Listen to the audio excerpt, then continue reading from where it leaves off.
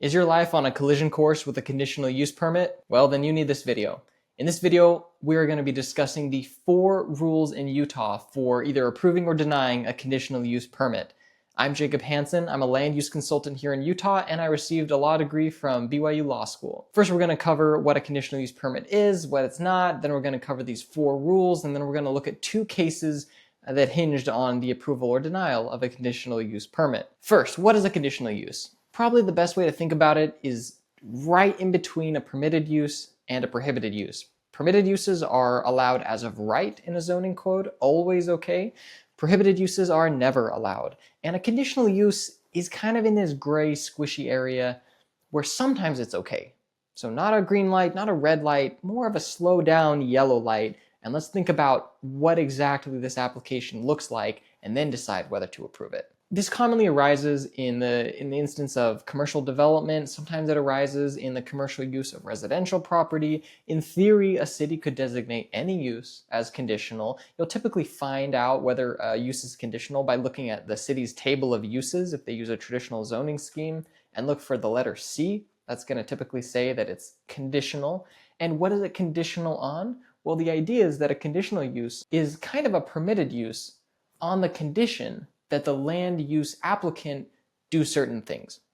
And the idea behind those certain things, those conditions, is that those conditions will reduce the harmful effect that this type of use could have on the neighbor's properties. As a practical example, let's say that there's a conditional use in your ordinance for owning a dog. Probably wouldn't happen in real life, but just go with me. So let's say the ordinance says that you can have a dog as a conditional use, but not as a permitted use. And of course, we're not going to totally prohibit dogs. That's inhumane. So the ordinance says that you can have a dog as long as the dog doesn't bark incessantly and isn't a danger to other people and is confined to your property or on a leash at all times.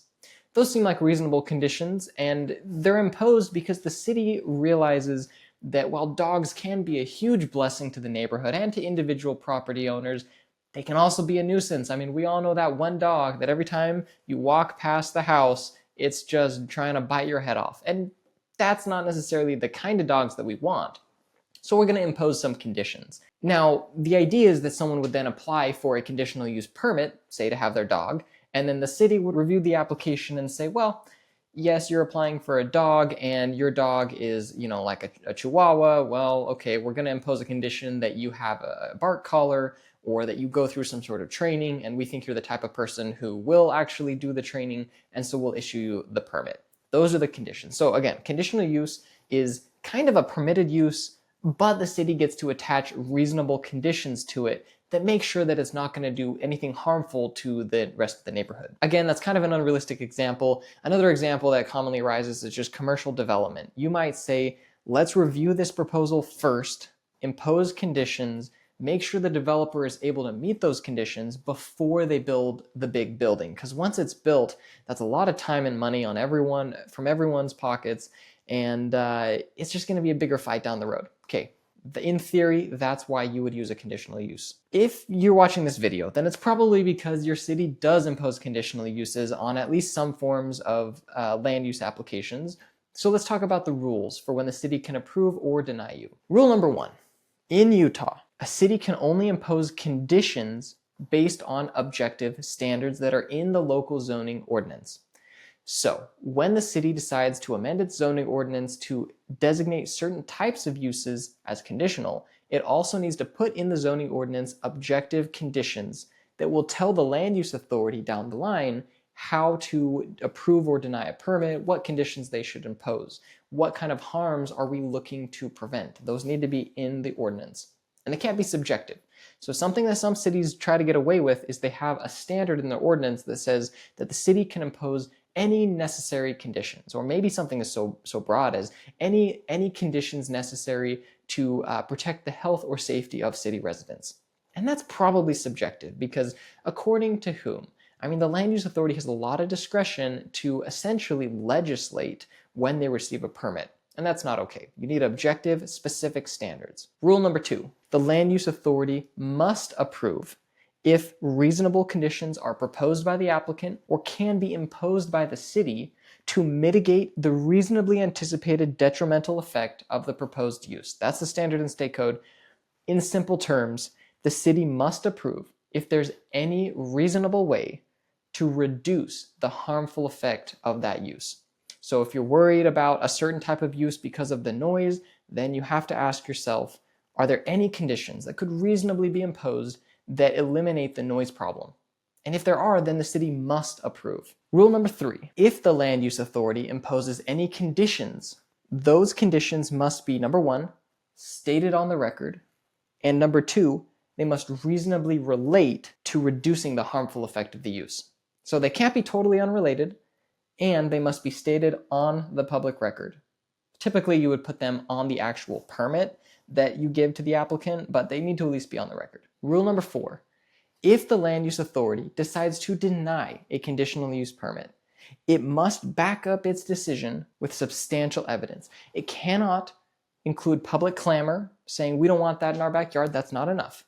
The city needs substantial evidence to prove that there are no reasonable conditions that could reduce the harm that this property would otherwise inflict on others. If the city does not have evidence, then the decision to deny the conditional use permit is arbitrary and capricious and illegal. And it's illegal. So the city needs substantial evidence. They need facts. They can't just go off public opinion or clamor or even just common knowledge. They need facts. Now, here's 2 stories of land use disputes that arose in the state of Utah. The first one is the town of Springdale. There was a guy, a longtime resident of the city, who owned some land, and he wanted to build a parking lot. And in Springdale's zoning code, for his zone, parking lots were a conditional use. So he applies for a permit and asks the city for permission to build his parking lot. And the city ultimately denies him. They had objective standards in their zoning code, and they looked at their zoning code and they looked at his application and they did this analysis and they said, nope, it can't meet these conditions. And they decided that there were no conditions that could be imposed that would reduce the harmful effect of a parking lot on the neighboring residential homes. What the case was really about, though, was the evidence. So the town denied the conditional use permit, and they based that decision on the following evidence. They had a memo from the city doing this analysis. They had a thorough discussion of the proposed use and the harmful effects it might have at both the Planning Commission and the Town Council meetings, and they had a map in the application of the parking lot situated right next to houses. That was their evidence.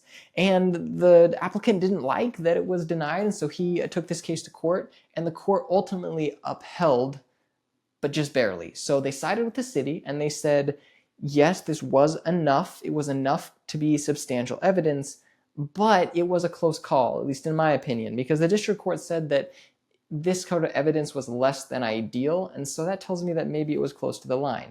Also, I don't want to muddy the waters too much, but there was a dissent in the Utah Court of Appeals by a judge who is now a sitting justice on the Utah Supreme Court. And this judge at the time said that it was not sufficient evidence because they really only cited their own discussion. They didn't have any outside evidence. Now, the rule you need to know is that that was okay. They had the formal memo from the city staff. They had the information in the applicant's packet, and it was kind of this common sense issue with a parking lot right next to a house. And that was enough.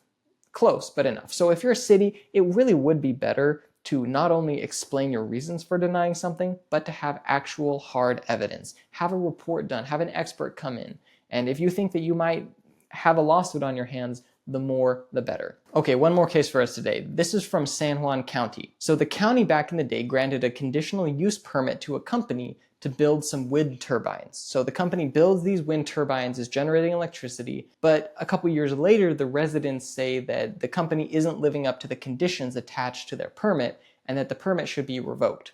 So the Planning Commission, as the land use authority, held a hearing. They did their analysis. They said that it was fine. They did not revoke the permit. However, the residents then sued the county and they said, you should have revoked the permit. Well, this went all the way to court, and ultimately the court sided with the residents and said that the county was wrong. It had made an illegal decision in not revoking the permit because they made a couple mistakes. Number one, they didn't actually have any official conditions written on the permit. They just had like their notes and their record in the minutes of the meeting where they discussed conditions that maybe they would impose. That was an issue. That violates rule number 3 of our 4 rules, which is that if you impose conditions, they need to be stated on the record. The other mistake that the county made was they didn't have any evidence.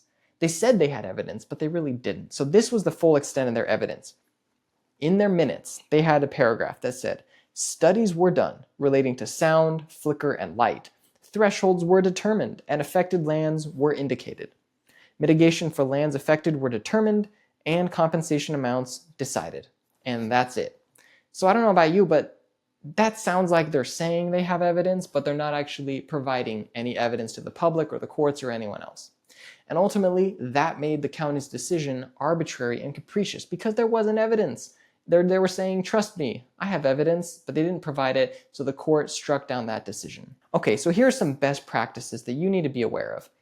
If you are a city, the number one best thing you should do right now is review your table of uses and figure out what's permitted and what's conditional. You might be surprised by what you find.